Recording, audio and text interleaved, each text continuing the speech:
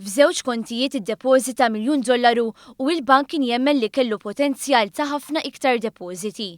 Dawn huma dettalji dwar Tancred Tabone li huwa l-isem Malti li sa issa qed jissemma brabta mal-każ ta' flus moħbija fl-Iżvizzera. Każ velat fl-aħħar jiem fejn sar magħruf li kien hemm $700 miljun ta' 139 klijent minn Malta. Tancred Tabone, kuġin tal-eks Ministru Ostingat u ex-Chairman tal-Ene Malta, qiegħed ikun akkużat il-qorti brabta mal-iskandlu taż-żejt. Id-dettalji dwar il-kontijiet tiegħu issemmew f'artiklu ta' The Guardian. Fl-artiklu ingħad li Tabone kellu potenzjal ta' iktar minn $10 miljun u fl-Iżvizzera kien magħruf bħala HSBC Malta. Il-kontijiet fl-Iżvizzera nfetħu bilan li persuni li jippossjedu assi kbar jaħbuhom il-gvern tal-pajjiż tagħhom u jevatu it-taxxi. Fl-artiklu ta' The Guardian isem Tancred Tabone jidher ma' dak ta' persuni suspettati ta' kriminalità. Bil-każi jvarjaw minn traffikar ta' drogi għal traffikar ta' armi u oħrajn.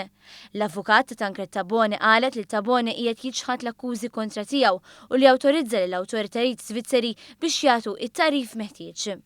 Dan it-tarif sar pubbliku wara li kienet żvelata informazzjoni sensittiva tal-Bank HSBC Switzerland. It-tarif inkiseb wara ħidma tal-Konsorzju Internazzjonali ta' Ġurnaliżmu Investigattiv.